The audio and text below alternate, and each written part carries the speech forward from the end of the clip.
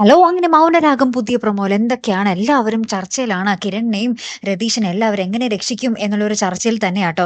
അപ്പൊ നമ്മുടെ ബൈജു പറയുന്നുണ്ട്, എന്നാലും ആ രാഹുലിനെ ആ ഒരു കൊടും മൃഗങ്ങൾ കടിച്ചു കീറി കൊല്ലുന്നത് കാണാനുള്ള ഭാഗ്യം ഉണ്ടായില്ലല്ലോ എന്ന് നമ്മുടെ ബൈജു പറയുകയാണ്. അപ്പുറത്ത് നമ്മുടെ ചന്ദ്രസേനൻ പറയുന്നുണ്ട്, ഒരാൾ കുറ്റം ചെയ്താൽ ആ കുറ്റം ചെയ്തവനായിരിക്കില്ല കുടുങ്ങുന്നത്, കൂടെയുള്ളവർ കൂടിയായിരിക്കും എന്നൊക്കെ നമ്മുടെ ചന്ദ്രസേനൻ പറയുന്നുണ്ട്.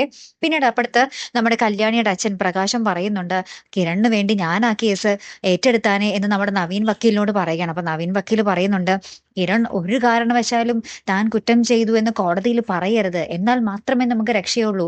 എങ്ങനെയൊക്കെ വാദിച്ചാലും കിരൺ അത് സമ്മതിക്കരുത്. പിന്നെ ഒരാൾ കുറ്റം ഏറ്റെടുക്കാൻ തയ്യാറാകുകയാണെങ്കിൽ അയാളെ ഉറപ്പായിട്ടും നമുക്ക് എങ്ങനെയെങ്കിലും രക്ഷപ്പെടുത്തിയെടുക്കാം എന്ന് നമ്മുടെ നവീൻ വക്കീല് പ്രകാശിനോട് പറയുന്നൊക്കെയുണ്ട്.